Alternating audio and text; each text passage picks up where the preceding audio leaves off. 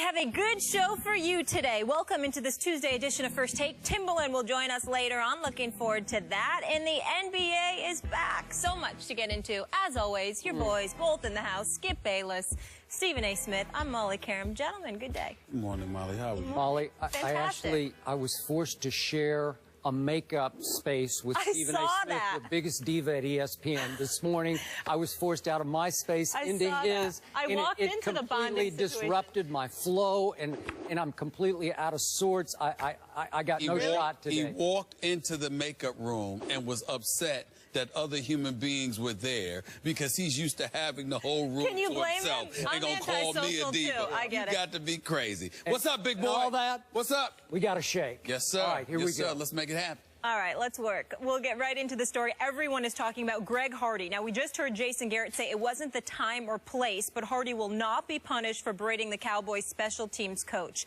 Skip, how do you feel about this?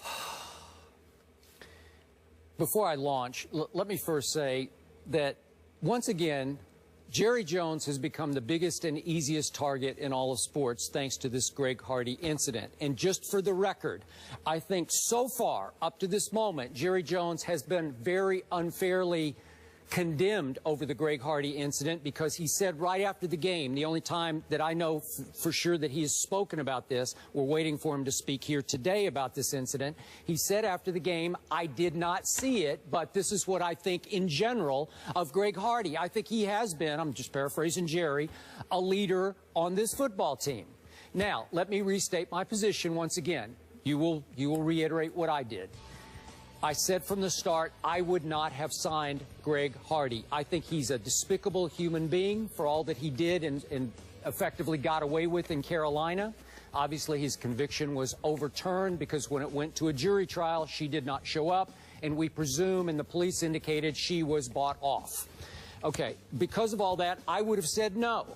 But And I was the first to say, Stephen A., that I was embarrassed and ashamed by the first interview he did when he became eligible, during which that interview he showed zero remorse.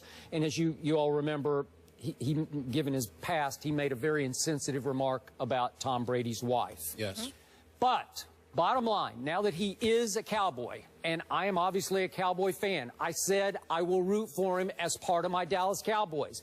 I do not believe, off what I saw the other night, that he deserves to be fined or suspended or in any way further punished over what happened, because I did not think it was that big a deal. I simply thought the way Jason Garrett did, and I was happy Jason amended his stance of the other night, in which yesterday Jason Garrett said, look, I appreciate, I'm paraphrasing again, I appreciate the passion, the rage to win, but he has to learn to channel it in different ways. And obviously, as I said yesterday, you cannot unleash into the middle of a special teams huddle in which they are trying to prepare for how they are going to return the subsequent kickoff. So I said, I'm okay with the passion. I'm not okay with the win that he showed it.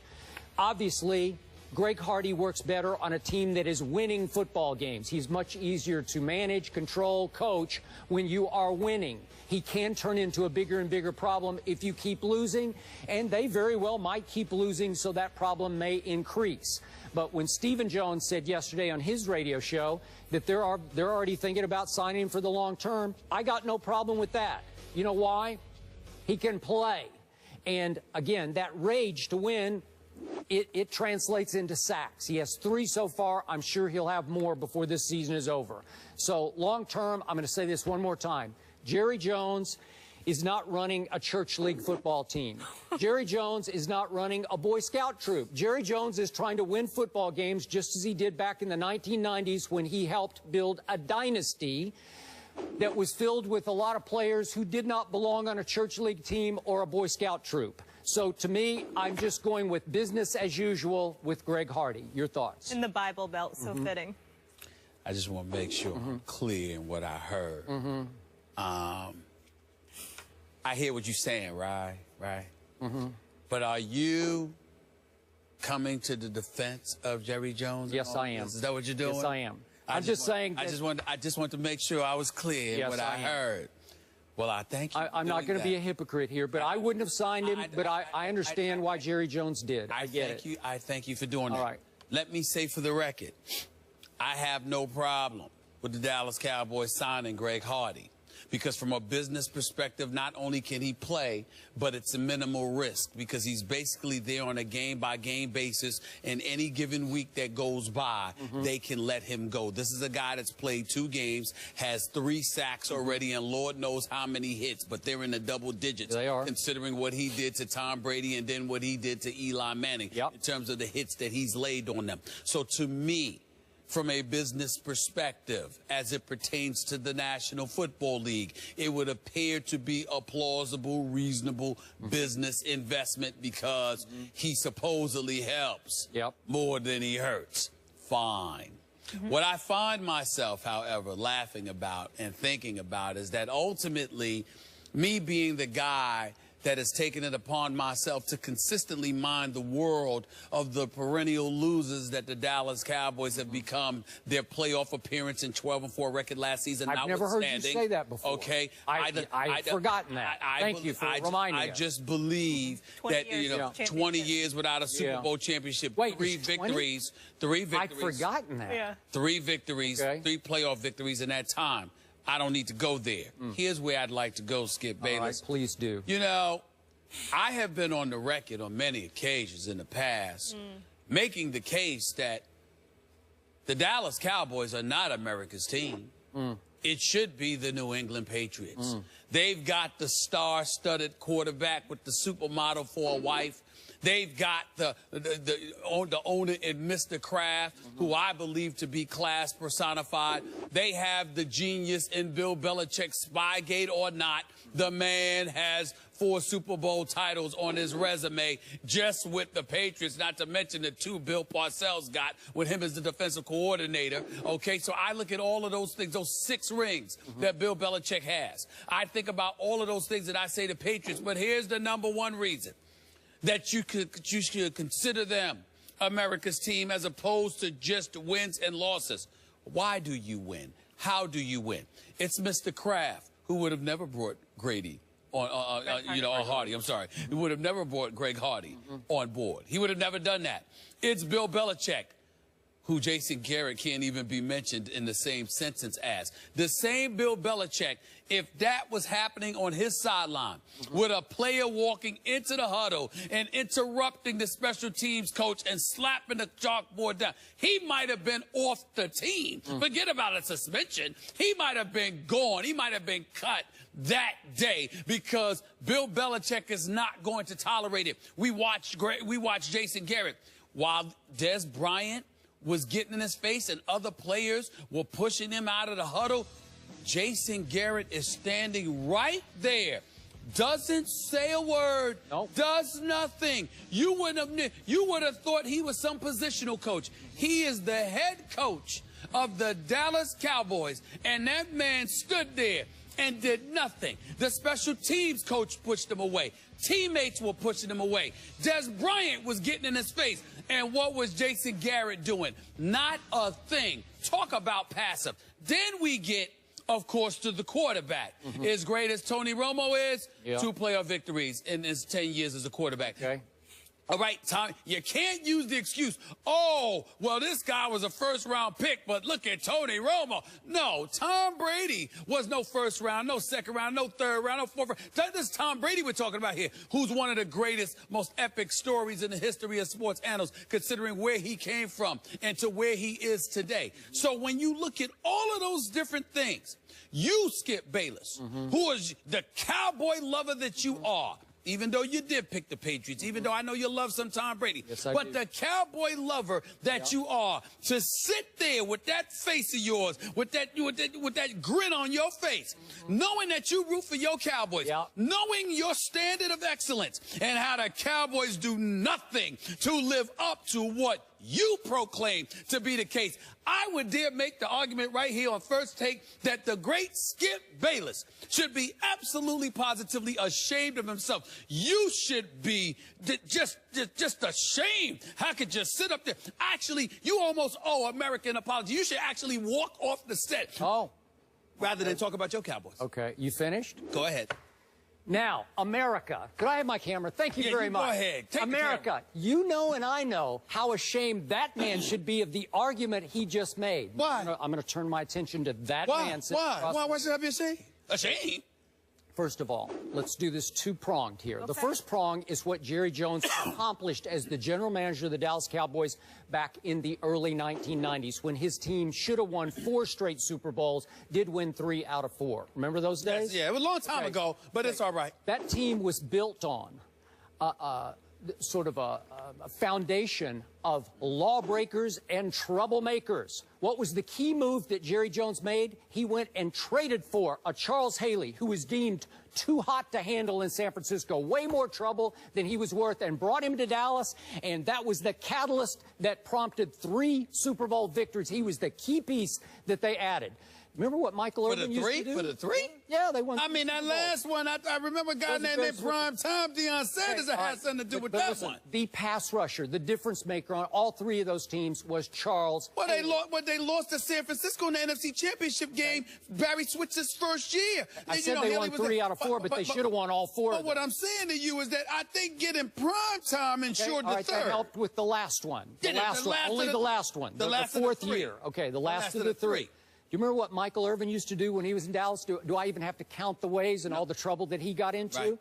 Do you happen to remember Eric Williams and all the trouble that he got into as an all-pro Keep tackle? going. You're just digging yourself a deeper hole. Keep digging. You remember Nate Newton and all the trouble he got into? Keep digging. Mark Tooney and all the trouble he got into? Keep digging. That was that team. Yes. That team was a gladiator team because it's a gladiator sport, and Jerry and Jimmy Johnson said, bring those guys on because all we care about is that they show up on time and they play their back ends off. And they showed up on time and they won. Right. Okay, now let's switch off to the new America's team, according to you. Sure, go. Although the original Tom Brady was actually Roger Staubach, who was every bit of Tom Brady as far as being the perfect role model. Except for when he went up against Terry Bradshaw and the Pittsburgh Steelers. But go ahead. All right. So we look at these New England Patriots under the great Mr. Kraft that you talk about. I have made the case. Yeah, I have made the case on this show that the New England Patriots have actually turned into the Raiders East. That remember the late great Al Davis? That all of a sudden Bill Belichick has turned into Al Davis, taking high-risk characters on, player after player that had gray area background, starting with, how about high-risk Aaron Hernandez? Did they not draft Aaron? That's not fair. Oh, it's very fair. There were red flags everywhere about Aaron Hernandez. No, Skip. There were red flags all over him in Florida. Before we move on to other players, don't tell me there were red flags to murder. I mean, come on now. Well, he had been involved in a couple things at Florida that were really iffy. Skip. Okay. Murder. Skip. There was no. Nobody saw that. Okay. Not that. Skip. Mr. Kraft oversaw and signed off on the drafting of Aaron Hernandez. We got to start there. How about I think that's wrong. Okay, remember when they brought in Corey Dillon? This is high risk, okay? He'd had all kinds of issues. I don't want to go into all the background. How about Albert Hainsworth? How about Randy Moss, who Al Davis even said, I cannot deal with this guy. He's finished here. He's more trouble than he's worth. And Bill Belichick said, I'll try. I'll try. Can I jump into this? All right. Let's take those things. Here's the difference. I don't have to go player by player. I'm going system by system. I'm just getting started. No, I'm just getting started. Listen to me. I'm going system by system. I'm saying to you, you can bring up any players you want. I remember all about it. Aaron Hernandez, Corey Dillon, Randy Moss. I get all of that. Here's the difference. Those dudes went to a place where an iron fist was present in Bill Belichick. You don't have, I mean, you call Floyd Money Mayweather a pillow puncher. The pillow puncher is Jason Garrett. That's the pillow puncher. I mean, what does he do? I mean, everything, doesn't matter what happens. We've just got to get things together. Okay. No, that's obviously not the right way to do things, and we talked about it, and we'll just move on. That's all he does. You actually look for the owner to speak. The owner has his own radio spot. I got to finish my list real quick. Go ahead. These are high-risk players that they took a flyer on, okay? Right. The Patriots of Mr. Kraft. Oh, please.